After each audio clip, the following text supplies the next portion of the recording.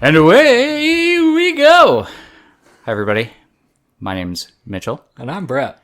and this is Real World Recovery, your one-stop shop for all things manic and recovery-based. Yeah, I mean, accurate. Yeah. And, everything else in the real world, I guess, too. Yeah, I mean, we're a pretty good reflection of a certain cross-section Yeah. of the community. Yeah, we're basically what, recovery actually looks like. Yeah. for most Some people. weird middle-aged Yeah, dudes. yeah. So anyway, it's been a couple weeks, few weeks now. By the time this gets to production, since we've been here, I'll start instead of just asking you how you've been by filling you guys in. If you didn't watch the little blurb that I posted, I got pancreatitis, and that was awful. So I was hospitalized for 8, 9, something like that days, and then last week I was out on Thursday, which is our normal record day. But just because I was out of the hospital did not mean I was not still in a lot of pain. I was just off the IV meds, which is what allowed me to go home. So I'm feeling much better this week. We're getting there. But yeah, so that's the cause of the break. Brett didn't feel comfortable just telling you guys what was up with me, which it would have been fine if you did, but I mean, I understand why he didn't. I mean, hip is a thing for a reason. Yeah. And maybe it wouldn't be a good thing to tell all my enemies where I am. Well, and I mean, it's one of those kind of guiding principles of anonymity is it's not my information to share.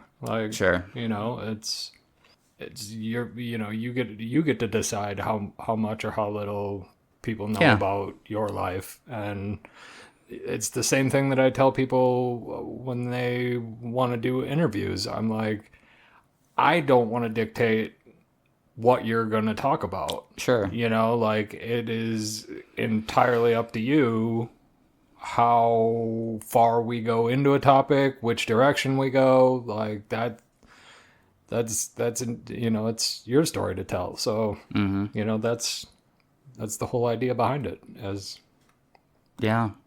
So, Well, like I said, I'm fine with it.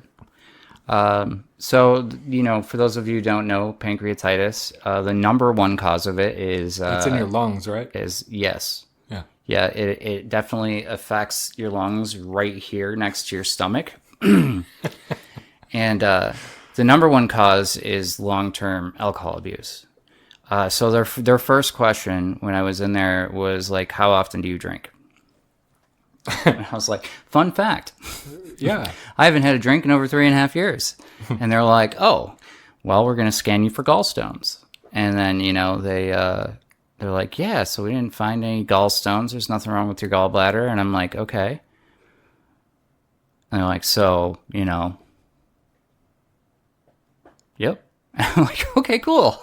That's fun. They're like, anything with your diet change? I'm like, no, I've pretty much eaten the same thing for the last year of my life now. Like almost the same thing every day. So that hasn't changed. I don't know. And then I asked them if it could be stress induced, because that is one thing that I have introduced a ton of to my life here. And they're like, well, I mean, there's no real studies on it. I mean, sure, stress is bad for you in a generalized sense, but does it directly cause you pancreatitis? We don't know. And so, all right, well, that's fun. And they're like, yeah, it kind of felt like, shut up, have another shot of Dilaudid. It was kind of weird. It was a very surreal experience. When I went in, it was a unique pain. I mean, at first it wasn't. When it kind of started coming on, I thought I had to poop or something. You know what I mean? I was like, oh man, I kind of got this cramp. I kind of gotta, and so I go and I honestly dropped it for whatever. And I was like, okay, well, that was enough that should have alleviated any stress on my digestive system. And then I'm like, okay, maybe I just need to lay down. Right. And I was only in bed for like maybe 30 minutes where I'm like, okay, this is not making it better. This is making it more intense. And then so I'm sitting there, and I had already emailed my math professor and said, man, I'm not making it to class tonight. And I paced around for about 15 minutes, and I'm like, no, I think this is where you go to the hospital, man. Right. And so I get into the hospital, and they're like, into the ER, and they're like, well, where's your pain? And I'm like, right here. And so the first thing they do is snap you up and get you the EKG, because if it's heart related, then they need to know like anything immediately. in that general area. They're like, right. And so my EKG was fine. And so when you come into the hospital, especially with a history like mine, yep, they're like, okay, yeah, you and everyone else is having level 9 pain. Right. Why don't you have a seat in the waiting room? And so like I have a seat in the waiting room, and they bring me in the back for like 2 minutes, and they take a bunch of blood. Yep. And they're like, we're not going to give you anything for pain yet because we don't know what it is. And I'm like, that's, I mean, fair enough. And they're like, just have a seat, and I'm like sitting in the emergency room like this, just like rocking. Yeah. And which is what you do. Yeah. And so like about 45 minutes goes by or something like that, and they're like, they come out into the waiting room with a wheelchair, and they're like, we need you to get in the wheelchair like right now. And I'm like, okay. And then they wheel me into the back, and they're like, okay, so we're giving you 1 milligram of Dilaudid. And I'm like, whoa, this went from have a seat, okay, sure, you've got 9-level pain, to here is 1 milligram of IV clinical heroin. Right. And I was like, so what's going on, guys? Right. And they're like, we're going to have you drink all of this contrast. Your blood work makes us think that you have like pretty acute pancreatitis. And I'm like, okay. And they're like, how long have you been in pain? And I'm like, this started like 3, maybe 4 hours ago, probably like 3 hours ago. And they're like, okay, well, in a couple weeks when you get out, and I'm like, what do you mean? And Say that again? Yeah. I'm like, what do you mean? They're like, oh, you're already admitted to the hospital. And I'm like, what? Like, they're like, yeah. So this is what we're doing. We're giving you contrast. We're also going to give you IV contrast. We're going to get you set up with an IV. They're like, you're going to be on a schedule of it's 15 milligrams of oxycodone every 2 hours, and then you're going to be on a shot of 0.8 milligrams of Dilaudid on the other 2 hours. So like, I was like, it went from sitting at school, like at a computer working on math homework before math class, to like full on admitted to the hospital in like the span of 3.5, 4 hours. And, because our healthcare system here in the United States is so highly functional, like I spent like an entire day on a bed in the hallway of the ER before they moved me to a private room in the like trauma part of the ER, which fine. It was an observation room. I've been there plenty of times on Suicide Watch or whatever, but they gave me a curtain, which is cool because I don't remember ever having a curtain in one of those rooms before. Yeah. And they let me turn the lights off, and they gave me some, man, what was it? I don't know, something to help sleep.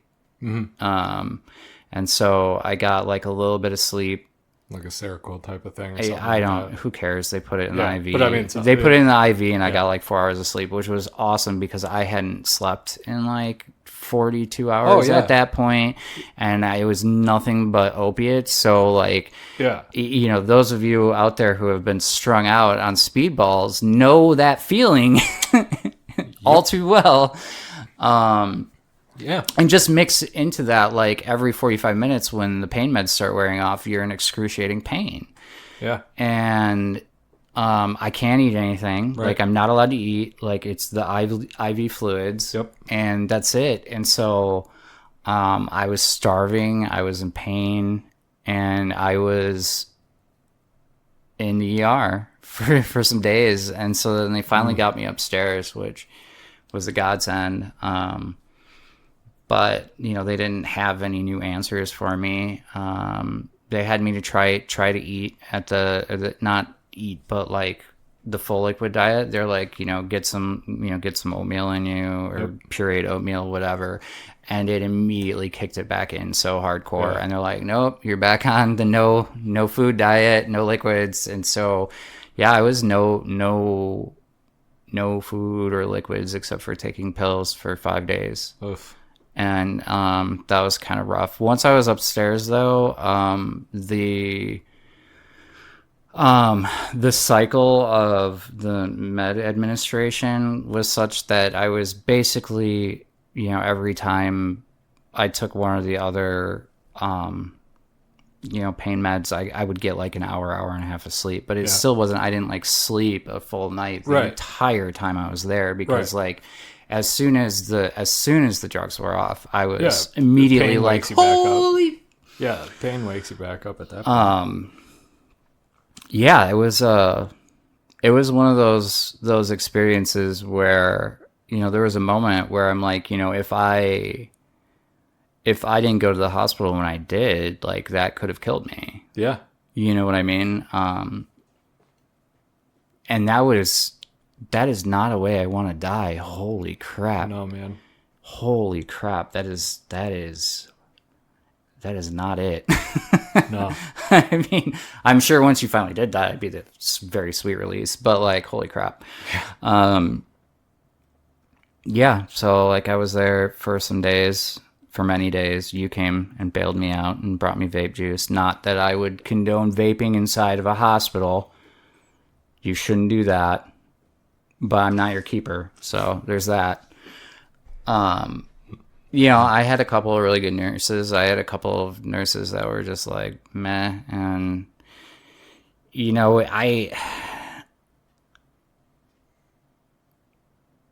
don't know. It was a very surreal experience. Like, I've been admitted to the hospital on a number of occasions. I'm in my 40s by now. If you haven't been admitted to the hospital, are you even doing it right? But yeah, it was like it was the first time where there was like no actual end in sight. There was no this is the day you're getting out. Right. There was no it was like we're going to change things very slowly, and we're going to monitor your pain levels a lot. And they're like, we're not even going to consider you leaving until you've been eating solid food and off of IV meds for at least a full 24 hours. And so like in your mind, you're like, oh, well, that's my goal. I just need to eat solid food and get off the IV meds. And, so you push yourself, and then you're set back like a whole fucking 12 hours, 18 hours. Yeah. And so I, the first like 5 days I was in there was twice where I pushed myself, because I'm like, I don't really want to be here anymore. Right.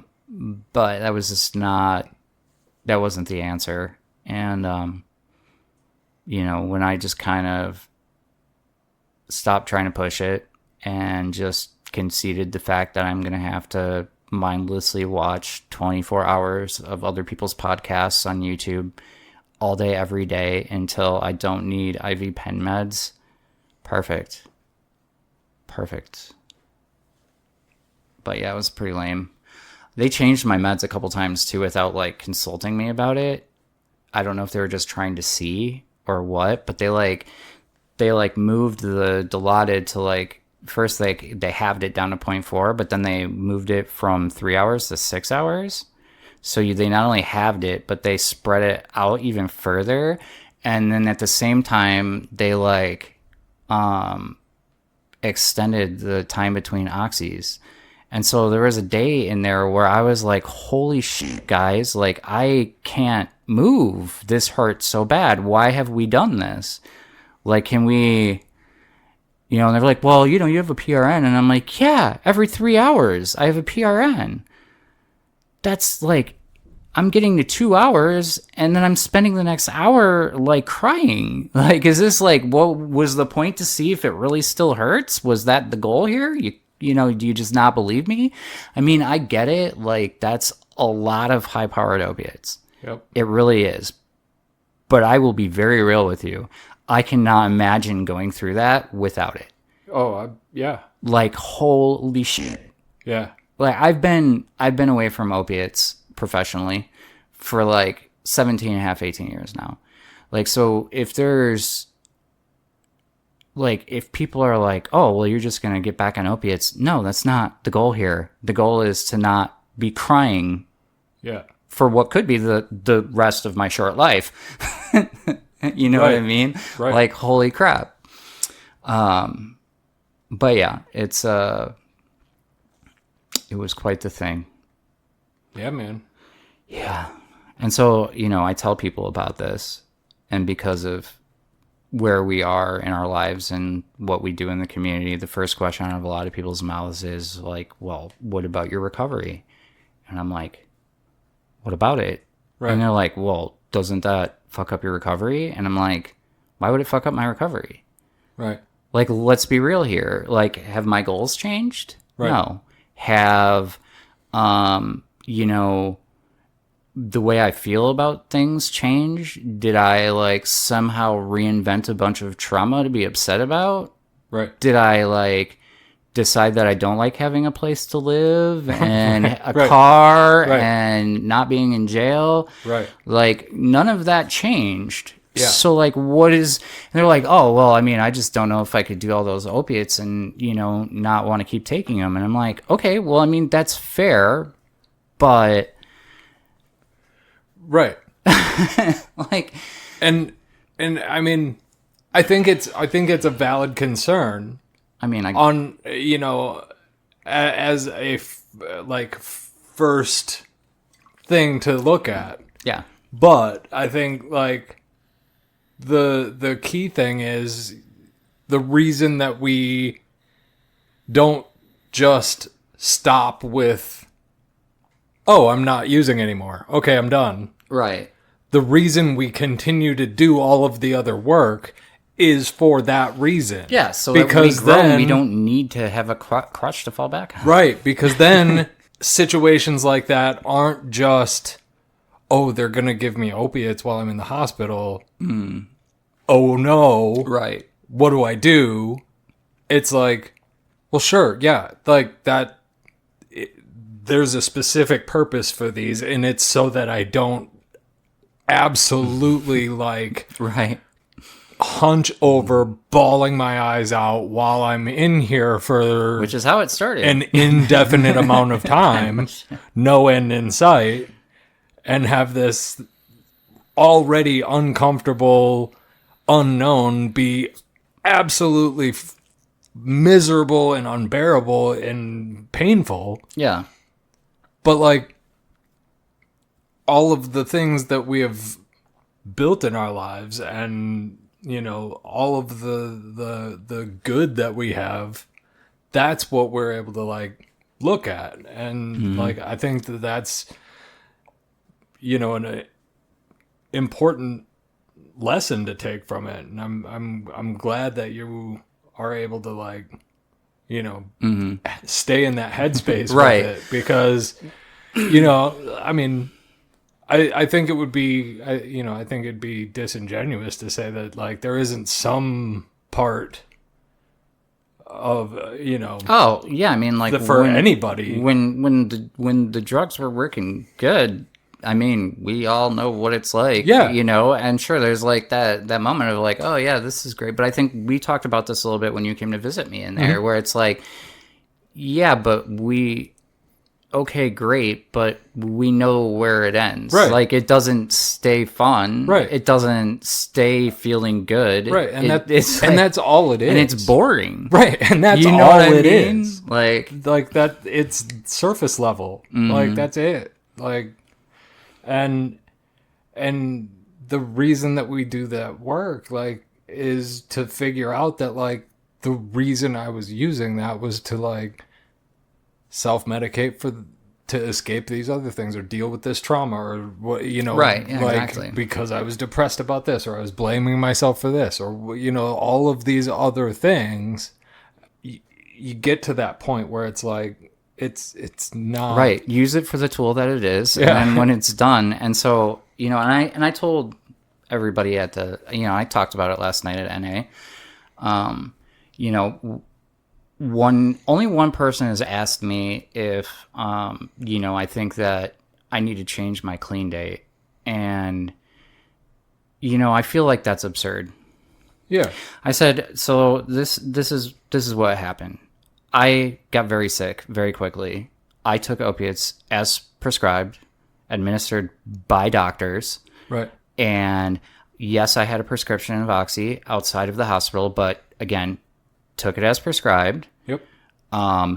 It ends. I'm not going to go get more. Right. So why would it be considered a relapse? Right. Well, any drug is and I'm like, that kind of narrow-minded thinking is, I feel like, just as dangerous Yeah. as like, Yeah. I don't know. Yeah. It was a little frustrating, and I was actually a little surprised at who it came from. But, it's like, I told everybody last night, I was like, I did everything in my power to make it so that it's not a problem when it's over. I went to my doctor and I was like, hey, like, give me a script and naltrexone.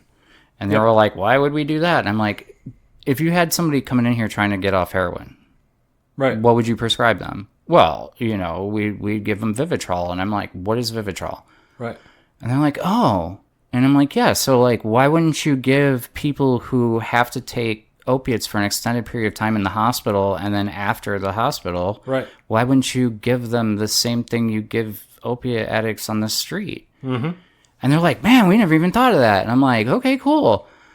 That's fun. And I'm like, all right, well, and they're like, yeah, we'll give you 6 weeks and a taper. And I'm like, perfect. Yeah. That's perfect. Because like, look, now I'm taking the antagonist so that I don't have cravings. I won't get sick. Right. You know what I mean? And it won't be this thing where, I have to worry about coming down. Yeah. Do you know what I mean? Which is really what keeps a lot of us addicted, is worrying about coming down. Yeah. Do you know what I mean? So it's like, I did all these things to be responsible about the situation. Yep. And I feel like, to me, since I've done all of these things and been mature adult about it, why would I consider it a relapse? Right. When it was completely out of my control. Exactly. I don't know. Well, and that's the thing, is like it talks about it. If you wanna, go with the old guard, by the book mentality, like there's a reason that it separates, the literature from doctors. It's non-professional. Like, it's not trying to say that we know better than a physician. Like, if your doctor says this is what you're prescribed, take what your doctor prescribes you. Your doctor is a medical professional. We're not trying to, that's not our realm. But if you stray from those doctor's orders, or if you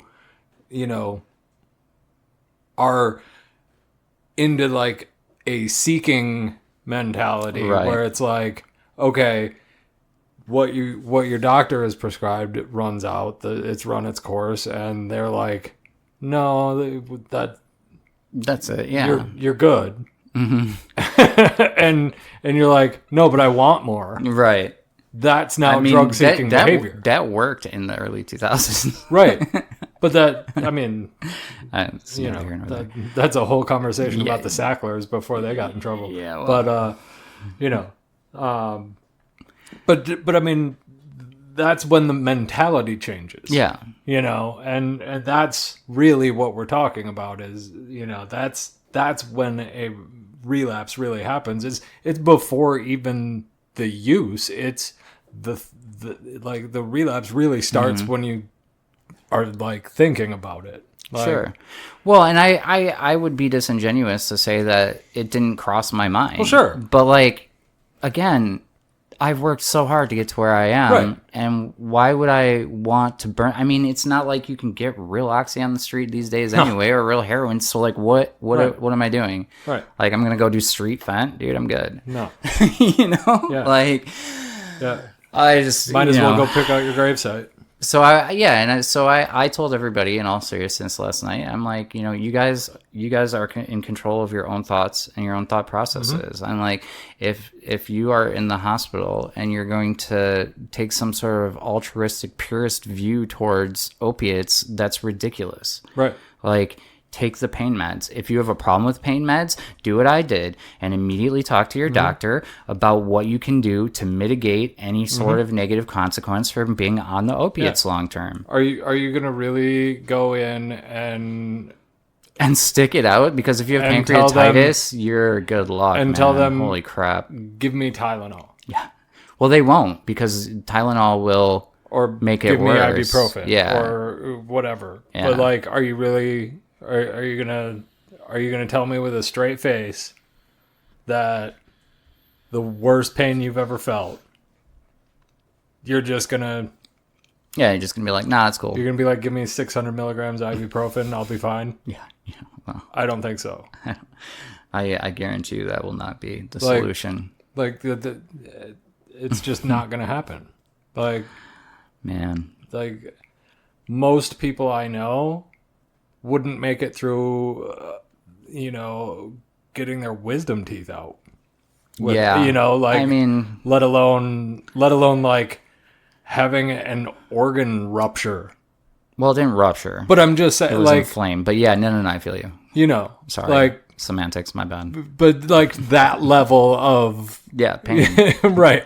Like we're just talking about like having a tooth extracted versus Yeah. like. Well, I don't know. I don't know how many times I had a tooth extracted and I didn't take painkillers at all. Right, but I know a lot of people that like wouldn't be able to get through a tooth Sure. extraction without. Well, my little addict self back then, I actually still got the script for Vicodin, but I waited until I wasn't in pain anymore so I could enjoy it. Right. Oh yeah. Yeah. I mean, nickel for every time I've done that. Yeah. Like back in the day, like, yeah. I mean, but like that's the difference, right? Like that's the difference in the mentality between somebody who's actually like done some real work and done and gotten some real recovery under their belt, Yeah. and somebody who has just stopped using Right. for a while.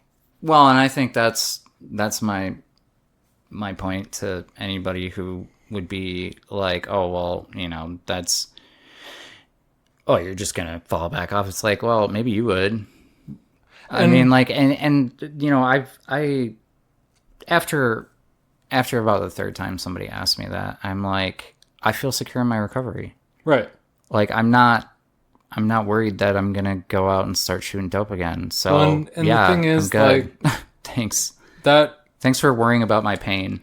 yeah. Well, and in a weird way,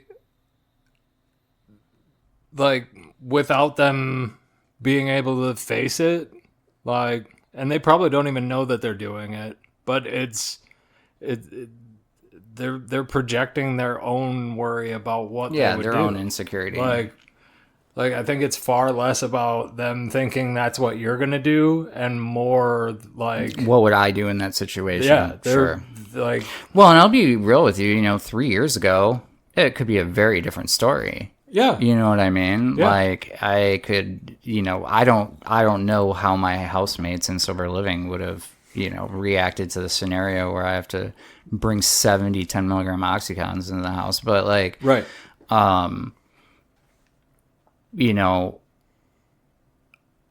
when I hadn't done a lot of the therapy and I hadn't, inadvertently worked a bunch of the steps and, changed my outlook on life and started really truly helping people in the community, I don't know that I would have yeah, survived it the same way. right, And, to be fair, I'm not out of the woods yet, but I mean, yeah. Well, who knows, 6 months from now, maybe I'll be down on the corner, but, I doubt it. I doubt it too. Not for but- this reason anyway. right? Yeah, Different reasons. Yeah, who knows? Different Who reasons. knows? Like, you never know. No, I've fully committed to the fact that I'm just gonna die in a gulag, so it'll be okay. Well, hey, I mean, I was just, gotta have goals. I get my Facebook memories every day back, and I'm just like, oh shit, I am such a raging socialist, democratic socialist. Holy crap. I'm in trouble, and it's all there for the internet to see. So, yeah, well, yeah, it is what it is, man. at least you're consistent. Yeah, it's true. So It's true. I'm consistently self-righteous. I mean, you picked a thing. I'm not a flip flopper. I'm not. So No, I definitely believe that we should help out each other as Yeah. a species and not make everything for profit. Yeah. And I have felt that way Yeah. since I was very young. picked a side of history to be on, and you stuck with I it. did. So, All the yeah. way back in the 80s. Imagine that. Yeah. God. Yeah, I didn't know why I didn't like Ronald Reagan. Now I do. You did the math on it, and you Turns out I'm bad at math. Oh, good. Okay, so here is a direct result of me being hospitalized. I missed 1, 2, 3, 4. I think I missed 5 math classes. Wait, 1, 2, 3. I can tell why you're bad at math. I missed 5. I missed 5 math classes, which I'm excused because of hospitalization. But I had to immediately that Monday take an exam on everything we had been learning in class the last 5 classes. Oh yeah, That did not go well. Yeah, I got a 57. it's weird that. So you were expected to take the exam, but not the homework. I did the homework.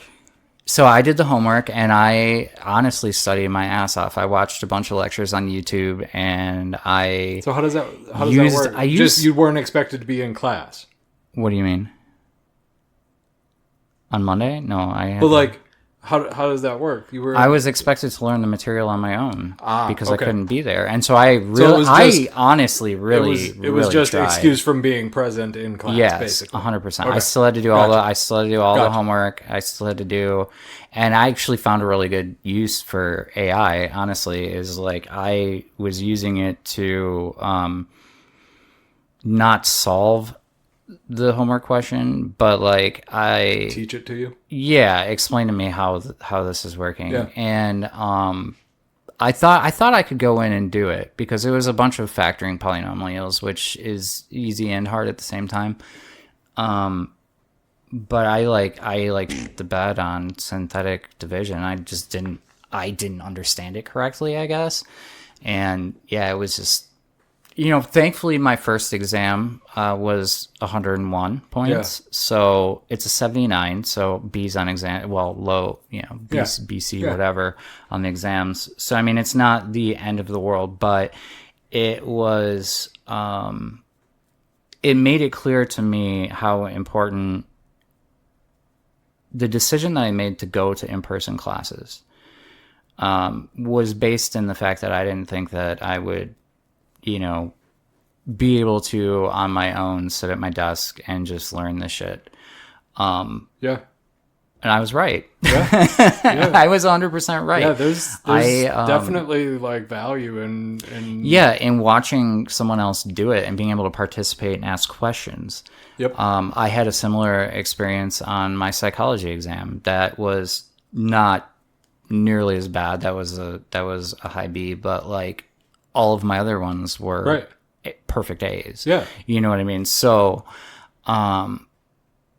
not being able to interact with the professor was really detrimental to me. Yep. And I tried, but he did a really cool thing where, this past, was it yesterday or not yesterday, Wednesday? I don't know. He gave us all back our exams and, was he opened it up to the class and he's like, do you guys want me to explain any of these questions to you? And so we as a group had him explain half of the exam because clearly I wasn't the only one who didn't get it, but for different reasons. You know what I mean? But it was like really helpful for him to do the problem in front of me so I could write it down on the exam and I could see how it's done so that in the future, like on the final, I'm going to have a better understanding of what I need to do in that situation and how to at least get enough work on the paper to get partial credit. You know what I mean? So that was nice. It was really, I don't know if that's something that he normally does, but it was very, very helpful. Do you know what I mean? To have him go back after the fact. But yeah, anyway. Nice. I'm going to address the elephant in the room.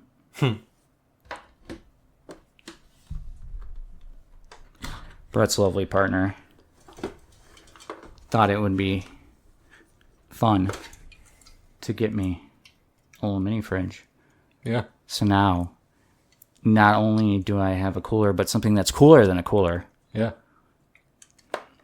It kind of looks like an organ cooler. It does. You know, I could probably use a new pancreas.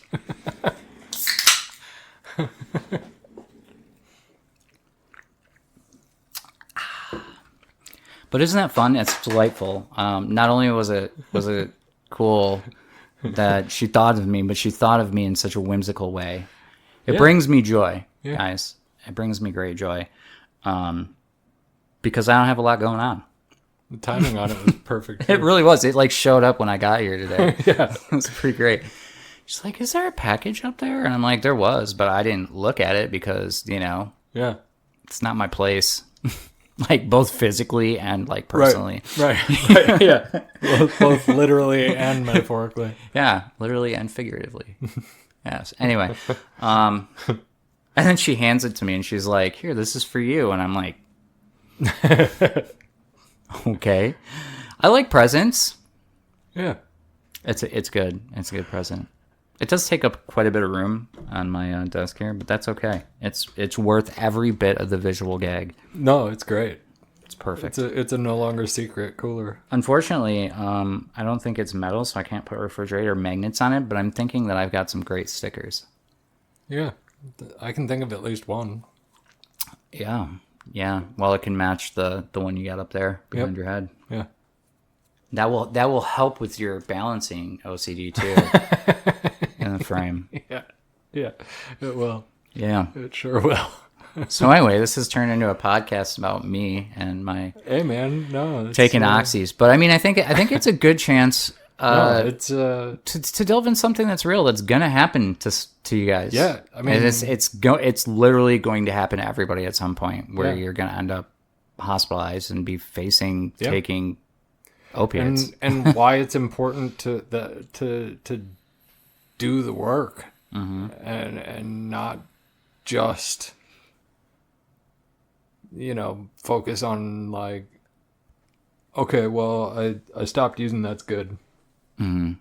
Because eventually there's going to be a situation where, you know, either you're not going to have a choice. It's prescribed right. and you will, by doctor's orders, or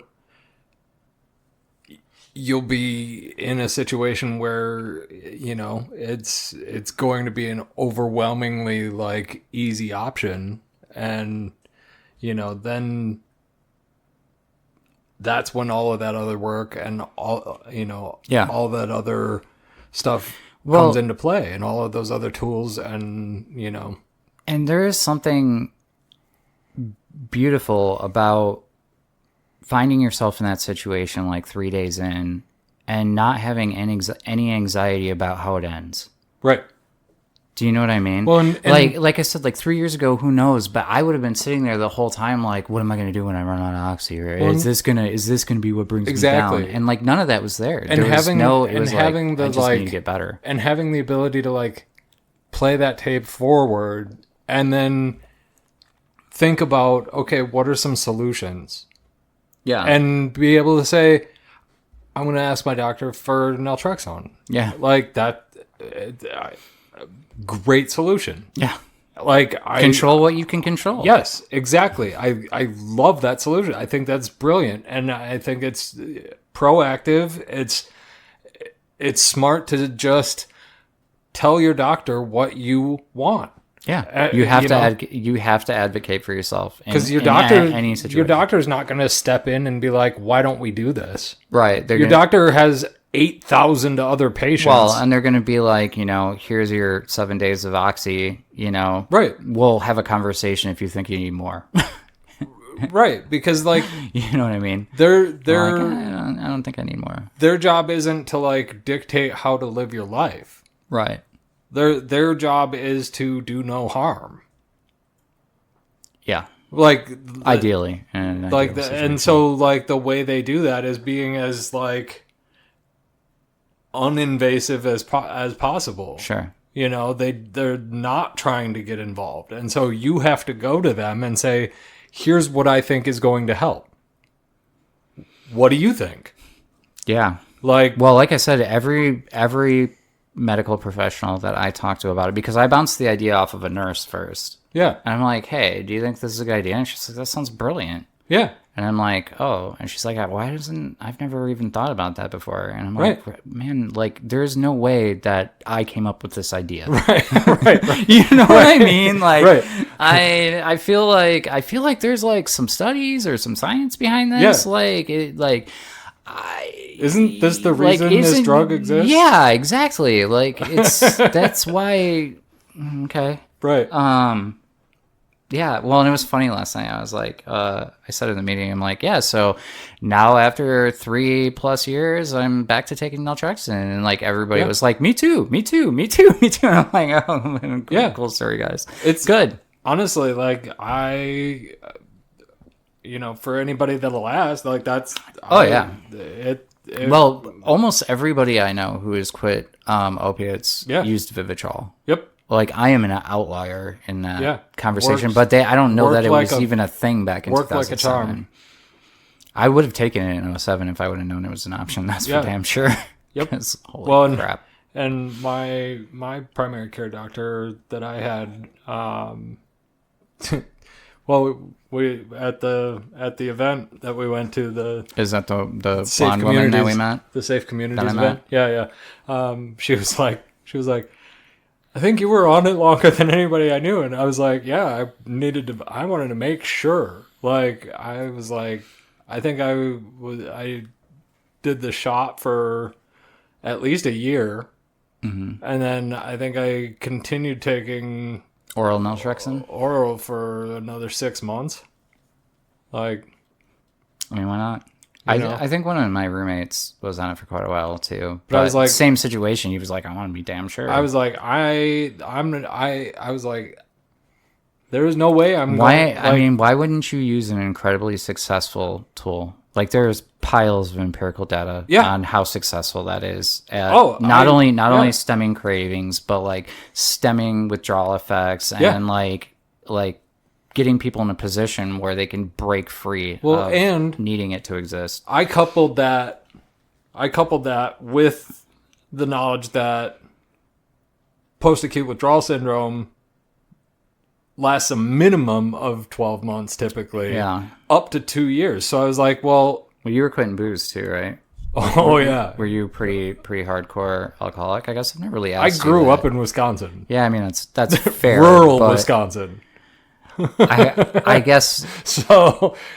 Let's just say you don't get your license until you drunk drive twice. I mean, no, I mean in Michigan you get caught drunk driving twice and you never get it back. Is how that works. But I'm pretty sure that's what we had to do in order to get our license. Yeah, like I mean, you had to go to a field party. You had to drive through a cornfield. You had to run from the cops. Like all of the things. Yeah, like.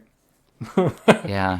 Well, where I lived in Michigan, a rite of passage was running from the police down the beach. So yeah. I remember finally being old enough to drink on the beach, and this is where we're going on tangent time here, but we were down on a beach. I want to say the lakeside or something like that. It doesn't matter.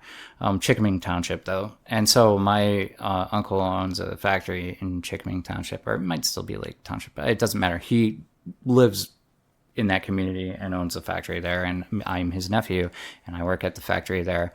So the last name is it's in the community, and so we're down on the beach. It's like 3:30 in the morning, and we are 330 racks, 10 of us just going to town, doing our thing down there, and the cops roll up on their little gator, and I'm like, all right. Almost everybody there is underage, and so that puts me at great risk. And so I'm like, everybody just can stay quiet, don't run. I'm gonna go talk to the police. We'll see what happens. Yeah. Okay. And so I get down there because they did the like we're gonna stop at the edge of where the camp light is, the fire light is, and we're gonna like see if anybody takes off. You know what I mean? Because they're police. Yeah. They want to, if they have to chase somebody, they want to be in their gator to chase them. Yep. So I go up and I'm like, evening officers. And they're like, it's a little early in the morning for evening, don't you think? And I'm like, yeah, probably. I don't know. And they're like, where are you from? And I'm like, I like live in Sawyer. I'm like right up the road here. And he's like, what's your name? I'm like, I'm Mitchell Braddock. And he's like, oh, you related to Henry? I'm like, yeah, that's my uncle. And he's like, oh, okay, right on. Well, what's your guys' plans down here? I'm like, yeah, we're just tossing feedback. We're enjoying it. We might hang out until the sunrise and then, head home, get some shut-eye. And he's like, okay. Well, we were worried that you guys were from Illinois and, here's the thing. Since you guys are locals, and you're Henry's nephew, why don't you guys make sure that you don't leave any mess down here and we'll just call this good. And I'm like, hell yeah. All right. Thank you very much, officer. And he's like, yeah, just, get home safe, which, in cop speak is don't let me catch you drunk on the road. Yeah. You know what I mean? Yeah. If I see you swerving around, you're in trouble, my son. Yeah. But, yeah. So it was kind of funny. They were like, oh, you guys are locals? Because, that's in that part of Michigan, the beaches are pristine, but like Illinois people, like they just trash it. Yep. And, they cause riots and they wreck their cars and it's just dumb. But it was like really good to be a local, and it was really good that my Uncle Henry owns a factory there. Yep. Yeah. Fascinating tangent, Mitchell. But it's true though. Like, a lot of it is just knowing how to behave yourself though too. Yeah. It's one of the few times where I didn't back myself into a corner or just immediately talk to the police, and look at the results. Yeah. Imagine that. But I only really had that confidence because I was like 22 or something like that. Yeah. Knowing that you're not getting it under like. Right. How did we get here? Tangents. So how exciting was your 3 weeks without me?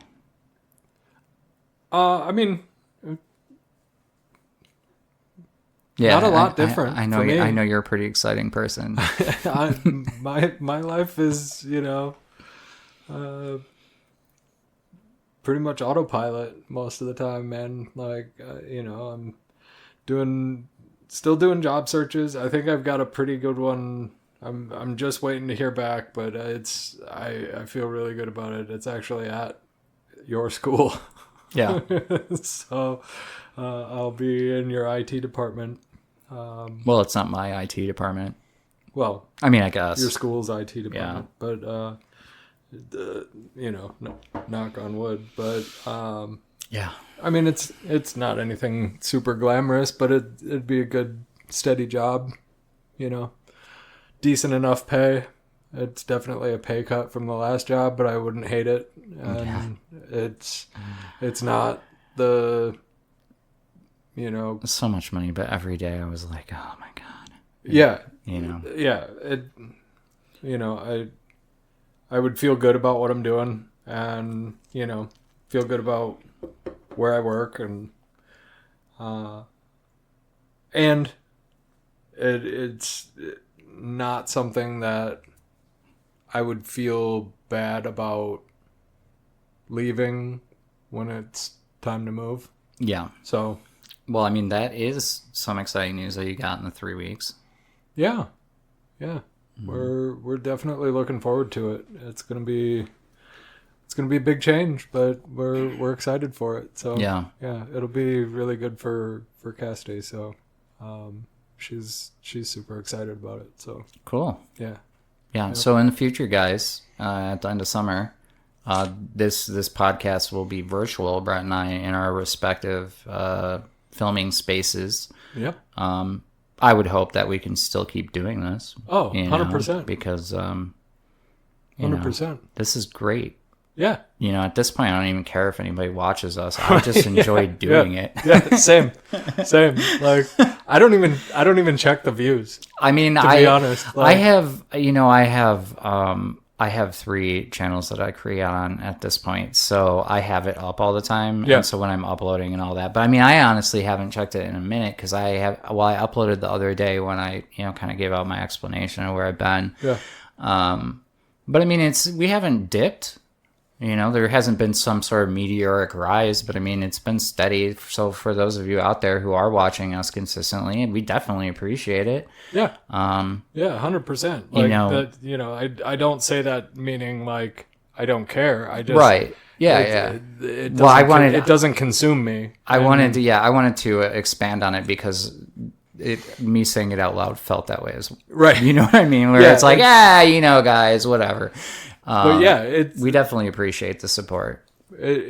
Truly. And I think it speaks to the fact that like the idea behind this was never to be like, we're going to make whatever content necessary to get views, right? Become viral and get from the get. We were like, that's not the idea. Yeah, that's not the point. The goal is for people to learn something and feel like they're not alone. And ultimately, this is just the way that we reach out and say we're creating these other things to try to create a community where everybody can actually network with each other. Right. Like, that's the whole point, is like, we want to have that Discord community. Yeah, speaking of which, I'm on Discord 24/7, guys, and I noticed that there's nobody in there doing much. And I can't be alone posting. But like that's the idea, is like, if there's times when it's like, I just want to find somebody to like chat with for a minute, like, pop on there, like, say something, like, if you got a question about something, pop in there, ask the question. Sure. Like, and or are you saying I should? I guess I could. Well, or like, if you don't know how to get onto Discord, leave a comment on this video. How do I use Discord? 100%. Like, Discord is such a wonderful resource because it's broken into things that are similarities. So it's like the idea of being on a Reddit page where everybody's talking about the same thing on that Reddit page, but it's like broken down into everybody who's got a similar interest can talk about all of their other interests and all of their other things. And if there's any boomers out there, Reddit is Reddit is a place where dreams go to die. Yeah, Reddit is a website that is a bunch of people that devolve into these absolutely like nonsensical tangents. Some pages are better than others. Semi-coordinated under the same thread. Some pages are better than others. That's for sure. True. But I mean, hop on the Facebook. Leave us that's why we're really like trying to create content on here, is to engage with people and like talk about topics. So you don't have to feel alone. And then having these other platforms where we can have everybody kind of get together and talk about stuff and share stuff and, like, tag us on pictures. Like, you did something cool, made a cool dish, tag us on Instagram. Like, all of those things. Like, it ultimately, eventually, like, I picture a vibrant, interactive community where every once in a while we show up on YouTube and talk about whatever the hell we want to talking about. Right. But like, this is the sideshow. Like, that's not what I ever pictured was going to be like the main event. It was this was a way for the two of us to get together and be like, here's the stuff that's on our mind. Here's how we dealt with it. This is what happened in our lives. What do you guys think? Like, Yeah. And like, I think that's the underlying like mission for me has always been getting back to that like community idea, because man, just the other day, like it was 2 or 3 days ago, was the 5-year anniversary of COVID when everything locked down. Here. Yeah.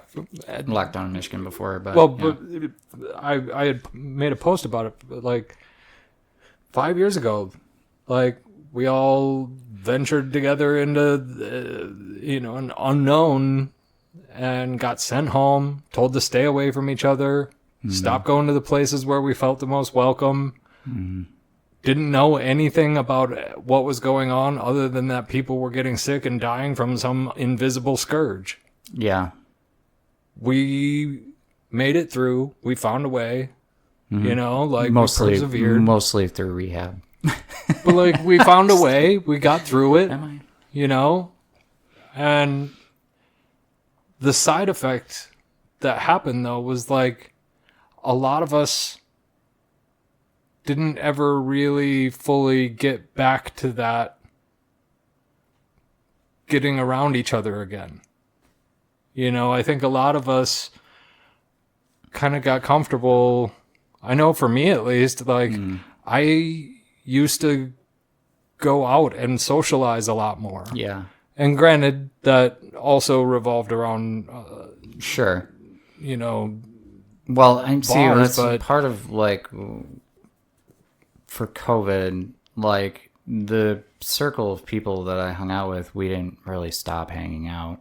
You know what I mean? It wasn't like, oh man, we should stay home. I was like, sure. we're all going to die together. And I'm sure that that's true for some folks, but I think that was not the majority of folks. That more often than not, I think that, I know for at least for me, like, and granted, I also got clean during COVID. So like that was a major shift as well. But that's the one thing that I'm working to reincorporate back into my life in recovery is more of that going out and being socializing sure. and being around people again. And so I think that, that's one of those things that we did kind of, lose touch of that hasn't fully been rebuilt yet. And I think there could be a lot of healing from that still. So, I just saw that as I saw that as a opportunity. So that was part of my motivation for all of this. So, yeah. Well, it is, if nothing else, definitely given us something positive to do.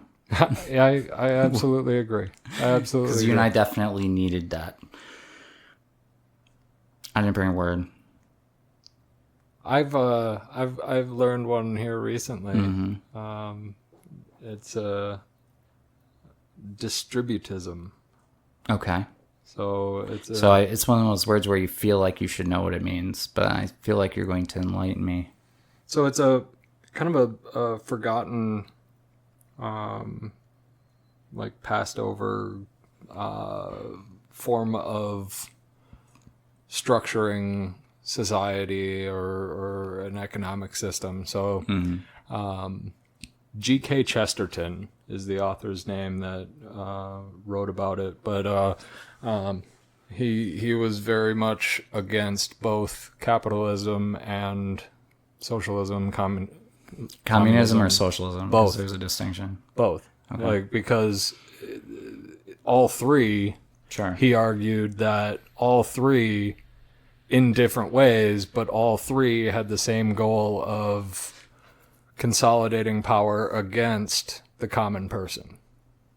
So communism, socialism, capitalism wants to direct control and power to corporations, private interest, big business, all of that. Socialism to politicians and bureaucrats and lobbyists and all of that. Communism to the government itself. Right? So none of it actually giving any of the power to the actual common person. Sure. Distributism is actually collective power. Okay. In the hands of the people, and it's done with private property ownership. Okay. So owning land and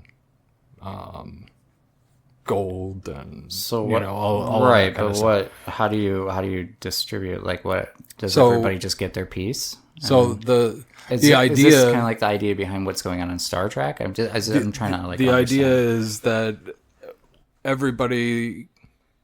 So it's my take on it is it's kind of where libertarianism gets it wrong. It's libertarianism is like just me, Yeah. right? Me, I don't care about anybody else. Sure. They stop short of what distributism is. Distributism is I get mine, I make sure you get yours, you get yours, you get yours, and then we work together. So Star Trek. Right. Sort of. Well, I mean, that's the concept. Everybody's free to pursue the things that make them happy so that they can give the greatest contribution back to society.